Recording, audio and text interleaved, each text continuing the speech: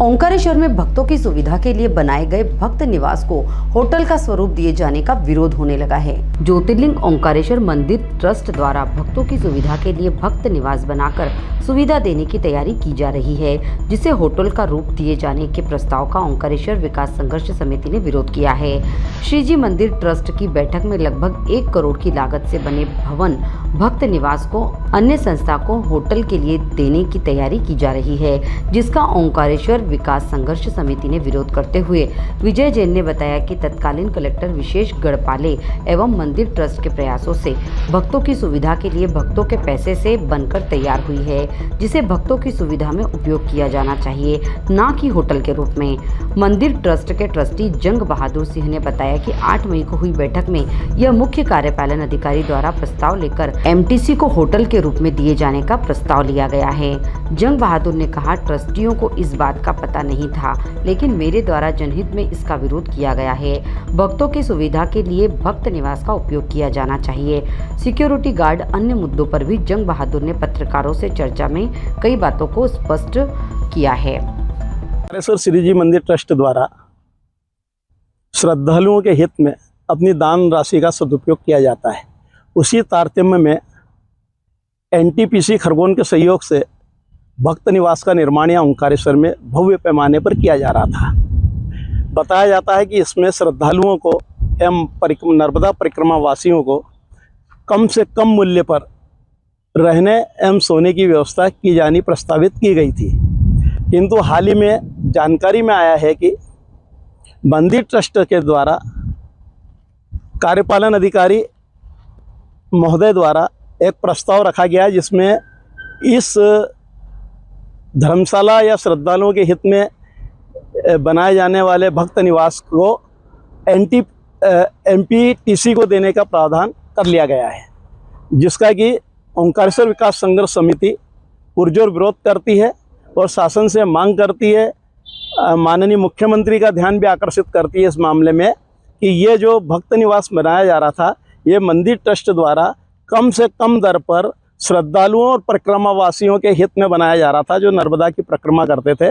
तो इसको नर्मदा जो परिक्रमा मार्गियों के हित में और यहाँ आने वाले हजारों हजार श्रद्धालुओं के हित में मंदिर ट्रस्ट से ये जो भक्त निवास है वो न छीना जाकर किसी अन्य विभाग को न दिया जाए, जो कि बताया जाता है कि उस पर भव्य होटल बनाया जाना प्रस्तावित किया गया है। तो यहाँ होटल की नहीं, श्रद्धालुओं के हित में भक्त निवास की आवश्यकता है। आपका परिचय? मुझे विजय जैन कहते हैं।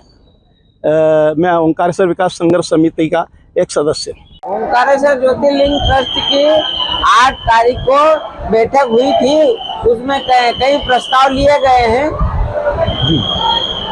प्रमुख प्रस्ताव जैसे पिछले दिनों गढ़पाले साहब से और भक्त निवास मंदिर ट्रस्ट के प्रयासों से और कलेक्टर के प्रयासों से बन रहा था, वहाँ पर क्या किस प्रकार के निर्णय लिए गए? अभी तात्कालीन कलेक्टर से विशेष गढ़पाले जी और मंदिर ट्रस्ट के ट्रस्टियों द्वारा विशेष प्रयास किया गया था कि श्रद्धालुओं की सुविधा के लिए धर्मशाला बनाई जाए निवास के लिए। तो उसके लिए वो 1 करोड़ रुपए लेके श्रद्धालुओं के लिए उसका निर्माण किया गया है और उसको आगे भी बढ़ाने की प्रयास था, परंतु अभी 8 तारीख के प्रस्ताव में उसको एनटीपीसी देने के लिए उसको किया गया है। जो होटल बनाएगा उससे श्रद्धालुओं को कोई भी सुविधाएं नहीं मिलेगी। हम चाहते हैं कि भक्त निवास बने और श्रद्धालुओं को सुविधाएं प्राप्त हो।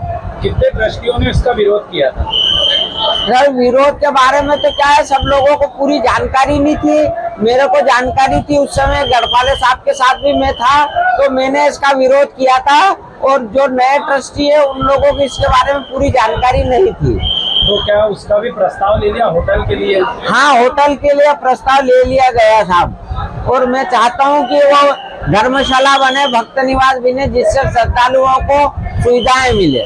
ओंकारेश्वर मंदिर में कर्मचारियों की बहुत संख्या है, उसके बावजूद भी अभी नए कर्मचारियों की भर्ती कर दी गई है और कुछ लोगों ने पिछले 1 हफ्ते तक काम किया था, जो किसके निर्देश से किया था? ओंकारेश्वर ज्योतिर्लिंग ट्रस्ट में 1 मई से 40 लोग कंप्लीट कंपनी वाले आ रहे हैं, काम कर रहे हैं, वो हमारी जानकारी में तो था ही नहीं कि किसने इनको बुलाया और क्या किया। ट्रस्ट ने तो इनको बुलाया ही नहीं था, परंतु मीटिंग में इसको प्रस्ताव को पास करवाया गया है और उन लोगों की भर्ती के बारे में प्रस्ताव लिया गया है। कितने कर्मचारी की सिक्योरिटी गार्ड में भर्ती की गई अभी?